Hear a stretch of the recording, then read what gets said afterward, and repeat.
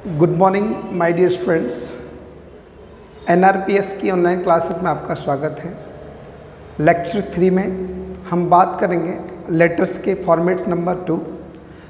Lecture 2 में मैंने आपको बताया था सोशल कंप्लेंट्स को किस तरह से लिखा जा सकता है। अब हमारा लेक्चर नंबर 3 बताएगा किस तरह से आपको गुड्स कंप्लेंट करनी है। तो गुड्स कंप्लेंट्स की बात करते हैं। ये वस्तुओं से संबंधित शिकायतें हैं। देखिए, कोई भी वस्तु आपने खरीदी, अब कोई भी वस्तु हम जो खरीदते हैं, चाहे वो इलेक्ट्रॉनिक्स का सामान हो या कोई बुक्स से संबंधित हो, स्टेशनरी वगैरह हो, कोई भी चीज़ हो, तो जो भी चीज़ आपने खरीदी है उसमें मैन्युफैक्चर डिफेक्ट्स हो सकते हैं, कोई ना कोई कमियां हो सकती हैं। तो उन कमियों के बारे में आपको शिकायत करनी है। तो गुड्स कंप्लेंट की बात करेंगे। इसमें इसे लिखते किसको हैं? देखिए, इसे लिखते हैं जिससे आपने खरीदा हो, मैन्युफैक्चरिंग कंपनी के मैनेजर को लिखते हैं। ओके, तो गुड्स कंप्लेंट्स की बात की, जैसे कोई भी इलेक्ट्रॉनिक आइटम्स हो, इलेक्ट्रॉनिक्स का आइटम हो या स्टेशनरी हो, पुस्तकें वगैरह हो सकती हैं, या मानो कि आपने कोई फर्नीचर ख़रीदा हो, फर्नीचर का डिफेक्ट हो, कोई भी चीज़ आपने खरीदी उसका आपको इसमें शिकायत करनी है। तो इसको लिखने का क्या फॉर्मेट हो सकता है, क्या क्या क्वेश्चंस इससे आएंगे, हम आपको बताता हूँ। पहले तो मैं बात करता हूँ क्वेश्चंस की। क्वेश्चंस क्या क्या पूछे जाते हैं अक्सर करके। राजस्थान बोर्ड की जो क्लासेस हैं, जो पेपर होते हैं, उसमें आप देख सकते हो एक वॉशिंग मशीन का क्वेश्चन है। आपने वॉशिंग मशीन खरीदी है, आपने रेफ्रिजरेटर खरीदा है, या आपने डिजिटल कैमरा खरीदा है,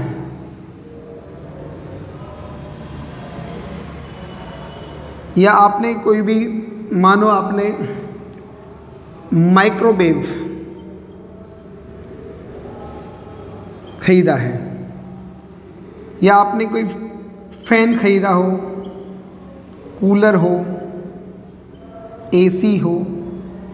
ओके, और एक स्टेशनरी वाले क्वेश्चंस आते हैं, जैसे आपने मानो कि बुक्स खरीदी हो, या आपने पेन लिए हों, या जियोमेट्री बॉक्स हो,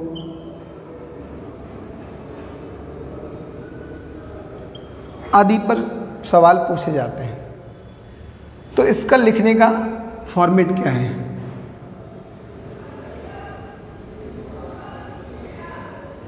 सबसे पहले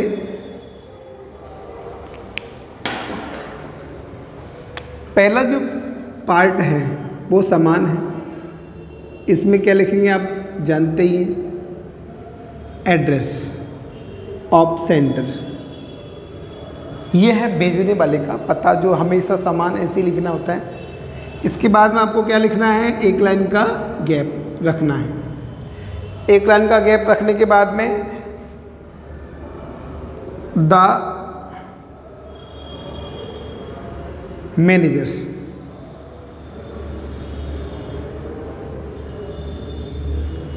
और उसके बाद में नेम ऑफ ऑर्गेनाइजेशन,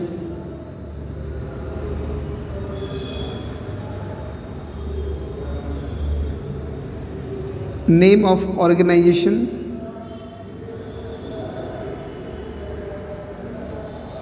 इसके बाद में स्पेस और सब्जेक्ट में वही एक कंप्लेंट अबाउट, फिर एक लाइन का स्पेस, फिर सर, फिर स्पेस। इसके बाद में अपनी मेन बॉडी शुरू होती है। तो आप इसको लिखोगे, this is in reference to the case memo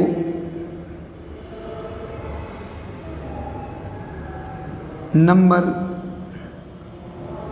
25 dated about the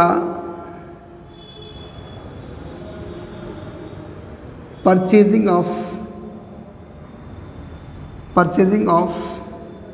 फिर यहाँ वस्तु का नाम,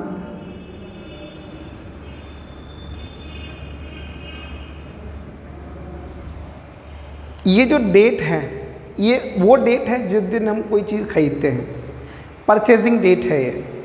देखो इसमें ये जो लिखा है कैश मेमो नंबर 25, ये रसीद संख्या है, इनवॉइस नंबर है। रसीद संख्या कोई भी रख सकते हैं। फॉर एग्जाम्पल 25, मैंने एग्जाम्पल के लिए 25 रख दिया है, आप कोई और भी रख सकते हो, जैसे 99 है। ओके, ये पहला पैराग्राफ होगा। इसके बाद में आप बताओगे इनमें से कौन सी चीज़ें हैं, जैसे washing machine, refrigerator, digital camera, microwave, fan, cooler, AC, ये सारी चीज़ें क्या हैं बताओ? इलेक्ट्रॉनिक आइटम्स हैं। तो इनमें किस प्रकार की इश्यूज हो सकते हैं, क्या क्या कमियां हो सकती हैं? जैसे इलेक्ट्रॉनिक डिवाइसेस हैं तो आप देख सकते हो जैसे वर्क करना बंद कर देंगे, चाहे इसका ये ऑटोमेटिक स्विच ऑफ हो जाती हैं, या इसका वॉशिंग मशीन जो है वो वर्ल नहीं हो रही, घूम नहीं रही है। ओके, कोई भी इश्यू हो सकता है। रेफ्रिजरेटर है, जैसे वो कूलिंग कैपेसिटी ख़राब हो गई है उसकी, या डिजिटल कैमरा है, तो क्या क्या समस्याएं हैं वो आपको लिखनी पड़ेगी। तो आपको बताना पड़ेगा।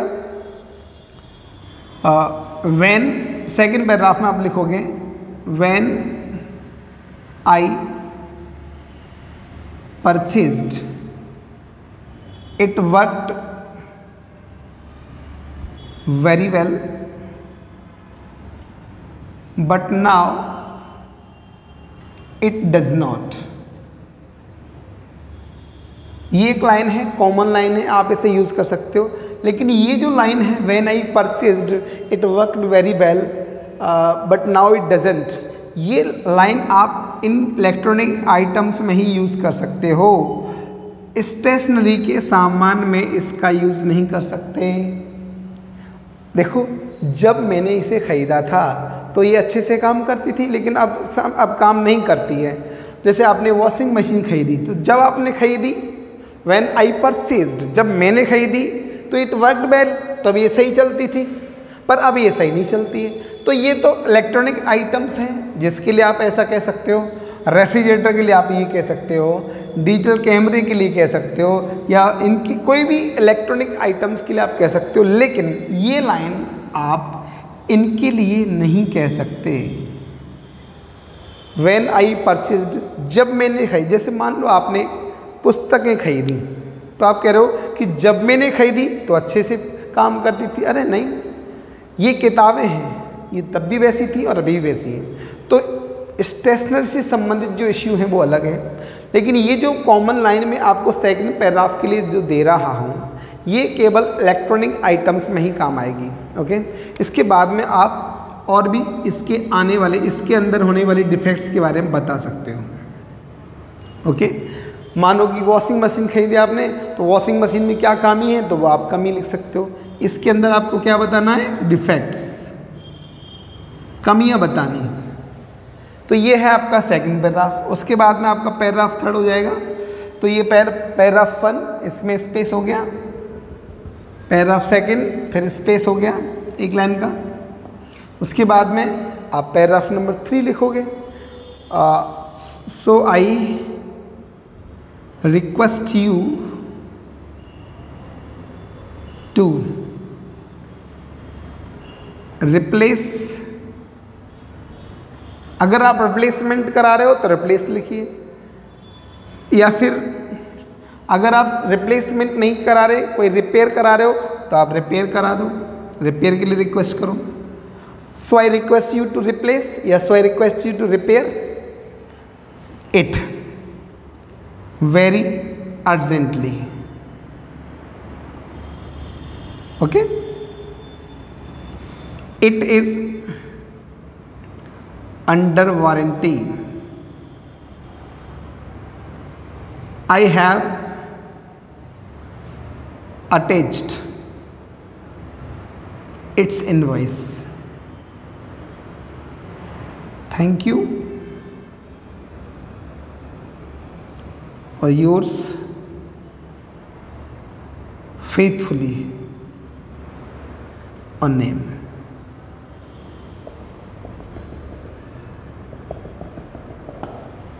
तो देखिए, मैं दोबारा से बताता हूँ आपको, गुड्स कंप्लेंट लिखने का जो फॉर्मेट है उसमें सबसे पहले आपको एड्रेस लिखना है, ये भेजने वाले का एड्रेस होगा। उसके बाद माफ़ करना, date,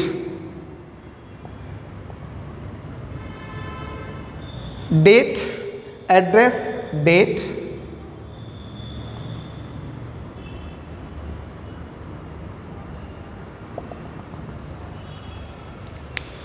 the manager, name of organisation, और सब्जेक्ट है एक कंप्लेंट अबाउट, किसकी शिकायत आप कर रहे हो।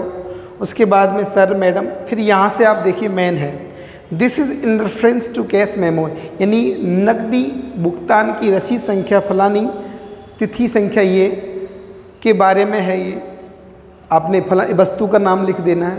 इसके बाद में ये आपका सेकंड पैराग्राफ आएगा। सेकंड पैराग्राफ में मैंने बताया था आपको बताना है कि जब आपने इसको खरीदा था तो आप तब ये अच्छे से काम करता था, लेकिन अब ये काम नहीं करता।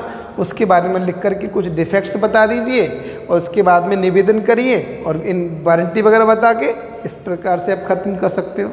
ओके, मैं एक चीज़ आपको बताना चाहूँगा, इसमें कुछ इम्प्रूवमेंट आप कर सकते हो। जैसे जो ये मैनेजर है, आप इसको चाहो तो आप इस तरह से भी लिख सकते हो। आप यहाँ पर इसको एड्रेस ऑफ द एड्रेसी को इस तरह से भी लिख सकते हो, MS, जैसे गुप्ता इलेक्ट्रॉनिक्स,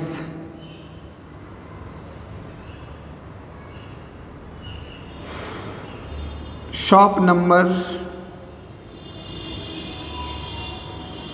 25, जयंती मार्केट, जयपुर। देखिए, पहले मैंने क्या लिखा था, एड्रेस सेम है, डेट सेम है। पहले मैंने लिखा था वो इससे डिफरेंट था, उसमें द मैनेजर का यूज़ किया था, लेकिन यहाँ पर मैं क्या यूज़ कर रहा हूँ, MS। अब MS के बाद में MS कॉमन रखना है आपको, गुप्ता इलेक्ट्रॉनिक्स, ये उस फर्म का नाम है जिस फर्म से आपने वस्तु को ख़रीदा था। उसके बाद में ये शॉप नंबर 25, जयंती मार्केट, ये उस फर्म का एड्रेस है। ये चीज़ आप ऐड कर सकते हो, ये इस तरह से भी आप लिख सकते हो। ओके, फिर आप देखो सर शब्द को सर्स में भी लिख सकते हो। किसी भी प्रकार के व्यापारिक पत्र में, चाहे वो ऑर्डर प्लेस करना हो, चाहे वो ऑर्डर कैंसिल करना हो, चाहे वो वस्तु की शिकायत करनी हो, इस तरह के जो पत्र होते हैं उनको आप बिजनेस लेटर की कैटेगरी में रखते हैं। और बिजनेस लेटर की कैटेगरी में आप फर्म का नाम लिख सकते हो। MS मैसर्स, MS का फुल नेम होता है, फुल फॉर्म होती है मैसर्स। तो मैसर्स गुप्ता इलेक्ट्रॉनिक्स, मैसर्स चांदनी बुक डिपो, कुछ भी हो सकता है। शॉप नंबर 25, ये दुकान नाम का नंबर है, ये बाज़ार का नाम है, ये इसका एड्रेस है। तो मैंने कहा किसी भी प्रकार के व्यावसायिक पत्र में आप चाहें तो सर्स का इस्तेमाल कर सकते हैं, लेकिन इसका जो अंत है वो फेथफुली से ही करना चाहिए, योर्स फेथफुली से ही करना चाहिए। तो ये था format number 2 social goods complaint का। उम्मीद करता हूँ आपको गुड्स कंप्लेंट का ये फॉर्मेट समझ में आया होगा। ओके, इसके बाद हम बात करेंगे फॉर्मेट नंबर 3। फॉर्मेट नंबर 3 की बात करेंगे, जो कि एडिटोरियल लेटर्स के लिए होगा। एडिटोरियल लेटर्स के लिए हमने आपको पहले ही बताया था कि एडिटोरियल लेटर्स जो होते हैं वो किसी संपादक को लिखे जाते हैं। किसी भी समाचार पत्र के संपादक को लिखने वाला जो लेटर है उसे एडिटोरियल लेटर कहते हैं। Format number 3। तो एडिटोरियल लेटर्स में मैंने आपको बताया था संपादकीय पत्रों का जो मुख्य उद्देश्य होता है वो है, अगर सामाजिक समस्याओं का समाधान नहीं होता है तो आप समाचार पत्र के संपादक को पत्र लिख सकते हैं। सरकार के द्वारा किसी प्रकार की नीति जो बनाई गई, जो पॉलिसी बनाई है, उनकी अच्छाइयाँ या बुराइयों को आप शो कर सकते हो। या कोई भी राष्ट्रीय या अंतर्राष्ट्रीय स्तर के जो मुद्दे हैं, जैसे पॉल्यूशन या आतंकवाद या कोई भी समस्या है, उसके बारे में अपने विचारों को पेश कर सकते हो। तो इसके लिए बहुत सारे क्वेश्चंस बनते हैं। तो इसका फॉर्मेट किस तरह से लिखेंगे आप देख सकते हो। सबसे पहले टेक्निक वही है, 3 लाइनों में आपको क्या लिखना है, एड्रेस। इसके बाद 1 लाइन का स्पेस हो जाएगा। उसके बाद डेट हो जाएगी। यहाँ पर द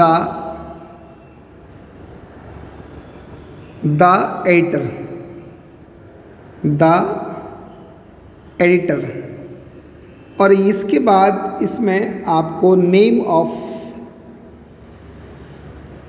न्यूज़पेपर, किस समाचार पत्र का संपादक है उस समाचार पत्र का नाम लिखना है। उसके बाद 1 लाइन का स्पेस हो जाएगा। फिर सब्जेक्ट है, सब्जेक्ट में आप डायरेक्टली सब्जेक्ट लिख सकते हो। उसके बाद में सर। अब आता है मेन बॉडी। तो मेन बॉडी का पहला पैराग्राफ किस तरह से लिखा जाएगा आपको मैं बताता हूँ। यहाँ से आपको मेन बॉडी की शुरुआत करनी है, तो आपको लिखना पड़ेगा I wish to bring the kind notice of the government as well as the people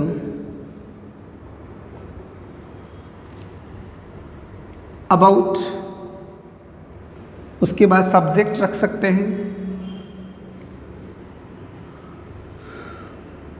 through the valuable column of your esteemed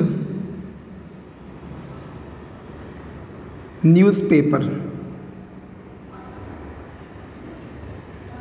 ये पहला पैराग्राफ रहेगा। इसके बाद में 1 लाइन का स्पेस रखना आपको। फिर आपको उसके बारे में बताना है। ये है सेकंड पैराग्राफ, ये डिफरेंट रहेगा। इसके बाद में फिर 1 लाइन का स्पेस रखेंगे और आपको फिर लिखना है सो I request you to publish my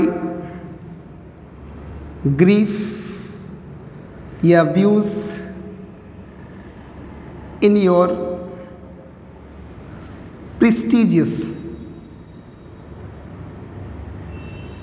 newspaper। यहाँ पर ये टर्म इस्तेमाल की है, प्रेस्टीजियस का मतलब होता है फेमस, वेल नोन, जिसने काफ़ी प्रसिद्धि प्राप्त की हो। तो मैं निवेदन करता हूँ आपसे कि आप अपने प्रसिद्ध न्यूज़पेपर में, आपके प्रसिद्ध अखबार में मेरे दुख को या मेरे विचारों को पब्लिश करें, प्रकाशित करें। उसके बाद में एक लाइन का स्पेस रख के वही थैंक यू,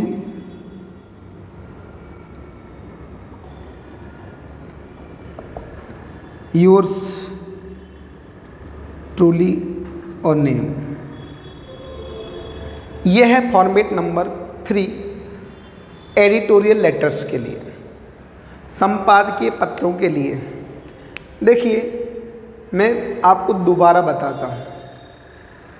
संपादकीय पत्रों का सबसे पहला पार्ट एड्रेस और डेट है, जो कि सब में कॉमन है, सभी प्रकार के फॉर्मल लेटर्स में लिखते हैं। इसके बाद में द एडिटर, फिर नेम ऑफ न्यूज़पेपर, उसके बाद में सब्जेक्ट के बाद में सर या madam. I wish to bring the kind notice of the government as well as the people about. इसके बाद में सब्जेक्ट के बाद में through the valuable column of your esteemed newspaper, यानी मैं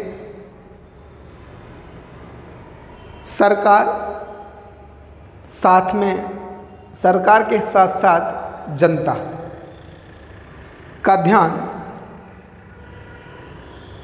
आपके प्रसिद्ध अखबार के कॉलम के माध्यम से इस विषय वस्तु की ओर लाना चाहता हूँ। उसके बाद में आपको विषय वस्तु का उल्लेख करना है। मानो कि आप बताना चाह रहे हो कि पॉल्यूशन के बारे में अपने विचार शो कर रहे हो। अब मान लो पॉल्यूशन है, तो आपको यहाँ पॉल्यूशन के बारे में बताना है कि पॉल्यूशन कितना खतरनाक है, किस तरह से बढ़ रहा है, क्या करना चाहिए, इसका समाधान कैसे हो सकता है, आदि बातें। ओके। अगर क्वेश्चन सामाजिक समस्याओं से संबंधित है, मान लो आपने लेटर लिखा सरकारी अधिकारी को और उसने कोई कदम नहीं उठाए, तो ऐसी स्थिति में क्या करोगे आप? तो ऐसी स्थिति में यहाँ आप ये भी बात कर सकते हो कि मैंने एक पत्र संबंधित अधिकारी को भी लिखा था, लेकिन दुर्भाग्य से कोई कदम नहीं उठाया है। वो आप तब यूज़ कर सकते हो। ओके। तो ये था फॉर्मेट नंबर 3 एडिटोरियल लेटर। तो प्यारे बच्चों, अब तक मैंने आपको तीन फॉर्मेट बताए हैं: सोशल कंप्लेंट्स, गुड्स कंप्लेंट्स और एडिटोरियल लेटर के फॉर्मेट। तो अब मैं आपको तीनों ही प्रकार के फॉर्मेट्स के लिए क्वेश्चंस दे रहा हूं और मैं चाहता हूं कि आप घर बैठ कर के इसकी एक्सरसाइज करें। तो क्वेश्चंस आप समझिए।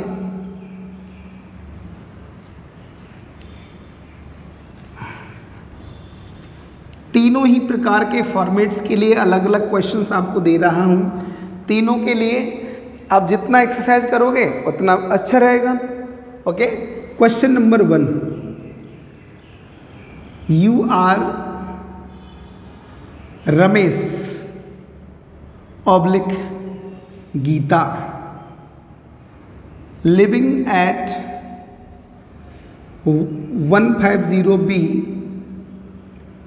150B Shastri Nagar, Jaipur.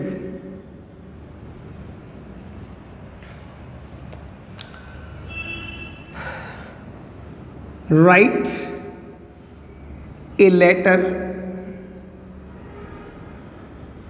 to the collector of your district complaining about the lake of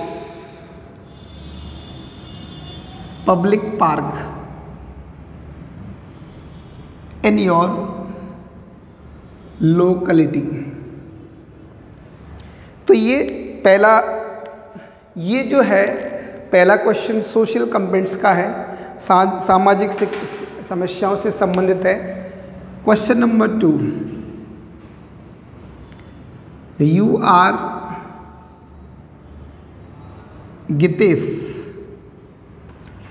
oblique Hari Om, living at 150B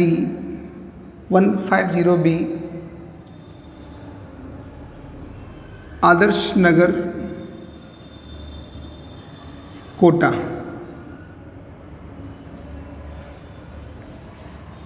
You had bought a washing machine.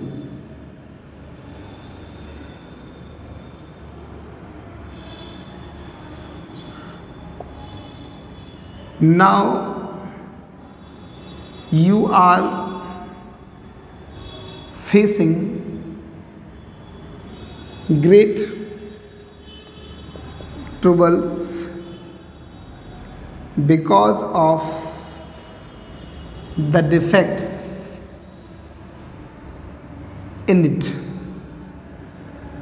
Write a letter to MS Manish Electronics,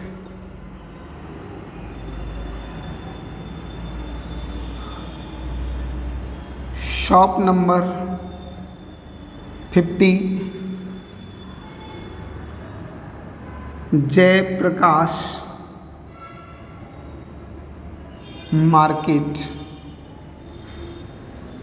Kota. Complaining about it. ये पहला question social complaint से जुड़ा हुआ है। ये दूसरा question जो मैं आपको दिया है ये गुड्स कंप्लेंट का है। और क्वेश्चन नंबर 3 है एडिटोरियल लेटर से संबंधित, जैसे you are Shalini Gupta oblique Mukesh Sharma residing at 111/151 Mansarovar Jaipur.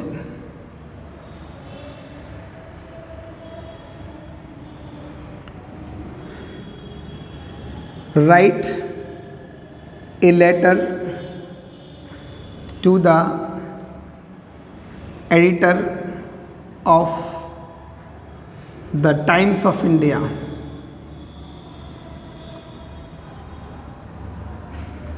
requesting him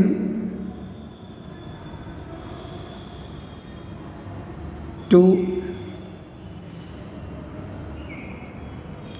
publish your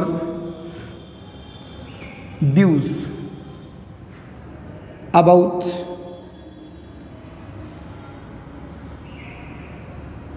COVID-19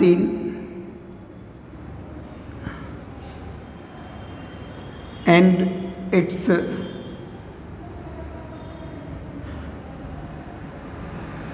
precautions as well as remedies.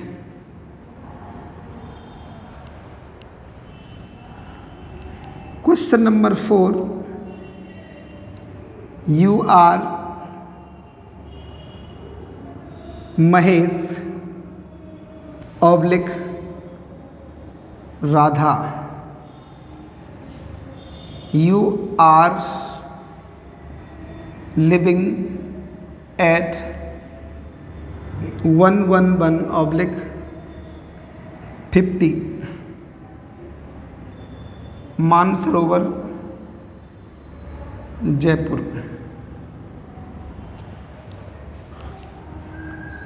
You have written a complaint letter to the mayor municipal corporation Jaipur, complaining about garbage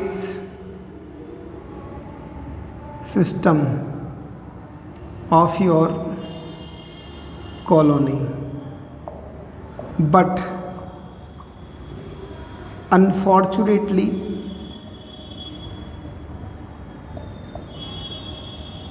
no steps have been taken.